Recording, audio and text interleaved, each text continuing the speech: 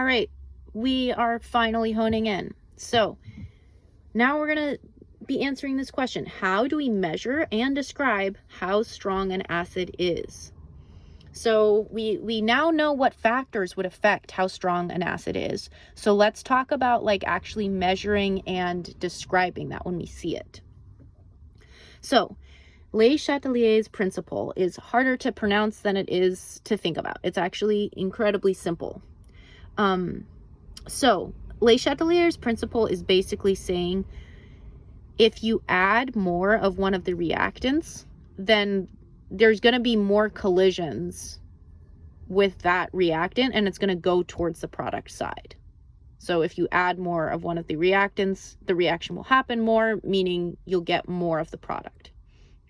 So let's apply this in the case of an acid. So we're starting at equilibrium. So this acid is purple HA. At equilibrium, its concentration ratio is 1 associated to 3 dissociated. So here's it at equilibrium, super happy. It's just staying like this. Now we're going to add in a bunch of H+. Okay, so if we add it into this side of the equation, then it's going to push it to that side. It's going to make more. If we add more of the dissociated, it's going to make more of the associated, because the reaction is going both ways, but whichever we add on this side, it will go the other way. Because like if you have more H+, then it can interact with more A- and make more of this. Anyway, okay, so we're adding a bunch of H+. So then A- is going to be far more likely to collide with an H+ just because there are more. So this is going to result in a greater rate of HA formation and thus more HA at equilibrium. So just HA on its own had 1 HA, 1 associated to 3 dissociated. And then when you add a whole bunch of acid to it, then you're going to get 4 HA to 0 A-. So it's going to really change how much is associated or dissociated. Okay, and let's define pH. This is also going to be really important. pH is an inverse logarithmic, so we'll just read it. It's an inverse logarithmic metric of the concentration of H+ ions in an aqueous solution. So it's powers of 10 is logarithmic.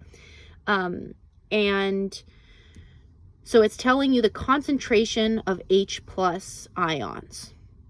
And the reason it's inverse is because when you have tons and tons of H+ ions, it has a low pH. So that's why it's inverse logarithmic. And when you have barely any H+, then it's high pH. So this has tons of H+, so it's very acidic, and it has a low pH. This has barely any H+, so it's basic, and it has a high pH. It's a little confusing because it's inverse, but you'll get used to it. All right, finally, what is pKa? We have been wondering this since the beginning. So pKa is the pH of the solution you must place your acid in to get equal concentrations of associated and dissociated states at equilibrium. Okay, let's go through an example so that this actually makes sense.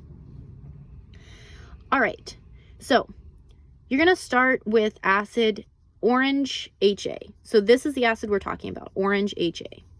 Okay, you're going to start at pH 7, and at equilibrium, everything's dissociated. So it's 0 associated to 4 dissociated. That's the ratio. So this is its equilibrium, it's happy. Now we're going to add a bunch of acid. So we're basically just adding these H+ because we want to raise the pH, lower the pH. So we're adding a bunch of protons. So again, think of Le Chatelier's principle. When you add the protons, it's going to drive it towards the other end of the equation. So when you add more of the dissociated, These two are going to crash into each other more, and then it's going to make more of the associated ones. So there's more H plus in here, so the A minus are going to happen to crash in more. And so our new equilibrium, when we add it and bring the pH down to 3, is we've got 1 HA to 3A minus to 3H plus, okay? So it's a little bit more. But pKa is when you have equal concentrations of associated and dissociated. So we're not there yet. So now we're going to add even more of this acid, even more H plus. So now we're bringing the pH all the way down to 1, making it super acidic. And so now there's more H pluses for these A minuses to run into. And so again, Le Chatelier's principle is going to force the equation towards associated. And so now we have 2 A minus to 2 HA. The associated and dissociated are equal. So 1, 2, 1, 2. So this is the pKa of HA, 1. However much acid we had to add to make it so that our acid that we're looking at is half associated and half dissociated. That is the pKa. The pKa is a pH value. So HA required a lot of added H plus to counteract dissociation. So it's clear that HA is a strong acid. We had to, it was trying so hard to dissociate. Even when we poured in a bunch of H plus, still some of it was sticking together.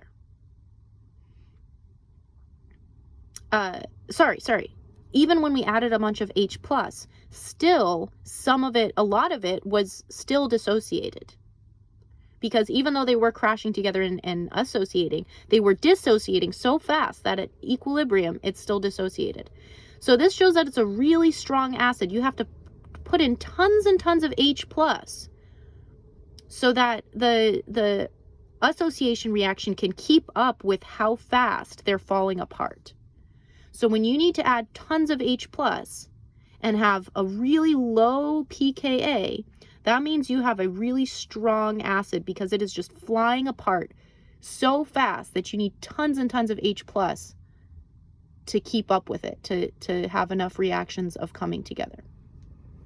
To where you're at the point where you're half associated and half disassociated. All right, let's do a second example. So this is our brown HA. It's a different acid. We put it in. It reaches equilibrium. So you have HA, 1 HA to 3 dissociated. So that's our equilibrium state. Now we're going to add H plus. So we're bringing the pH down. And again, we're adding H plus, so it's going to make more associated because it's more random crashing into each other. So now we have 2 HAs and 2 A minuses, which matches. We have equal concentrations of these.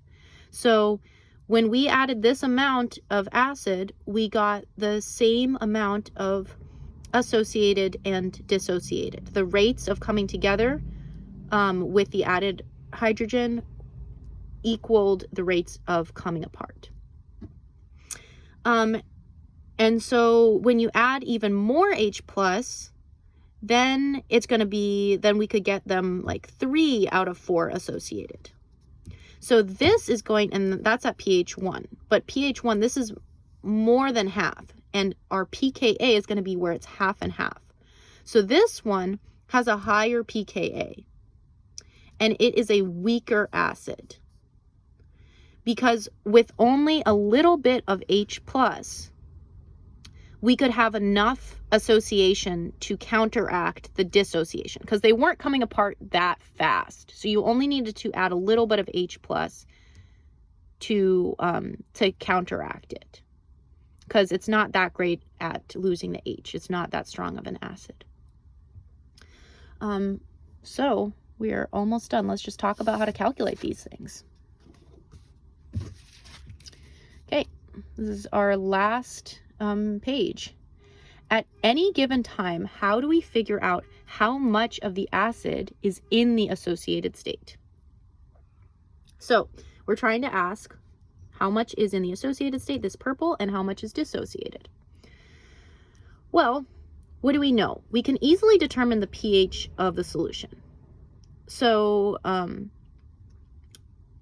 we know that the pH is the same as the pKa when the concentration of HA is the same as A minus, right? That's the definition of pKa. It's the pH when associated and dissociation are in equal proportions. So this equation then is going to make a lot of sense. The pH of the solution is equal to the pKa of the acid plus log 10 concentration of A minus over the concentration of HA. So if these two are the same, then this whole thing would be 1, right? These two are the same, so 5 divided by 5 is 1, right? So then what would you have to raise 10 to equal 1? Well, you could only raise it to 0 to equal 1. So log 10 to the 1 is 0. So this whole term is going to be 0. So then in that case, when they're equal, the pH is equal to pKa. When they're not equal, then you can determine the pH using this equation, or the pKa. So this equation, you know, pretty useful. So in this situation, if you know the concentrations at equilibrium, then it's pretty easy to figure out. And one of these two, like, you can just easily use some algebra to figure out the other one. In this situation, we're trying to figure out, given a certain pH and pKa, how much of the acid is in the associated state. So in this case, the pH is 2.3 and the pKa is 3. So then you're doing the log of these as these are the equilibrium state. And what you can do to find the equilibrium state is, you know how much was A minus was in there initially. And if you know the dissociation amount, then you know H minus A minus however much dissociated would be the final. And this plus however much dissociated would be the final. So you can use this initial amounts and the dissociation ratio. You can find the exact concentration of these terms at equilibrium. All right, so that's pKa. That was a super deep dive, and hopefully you feel some kind of satisfied.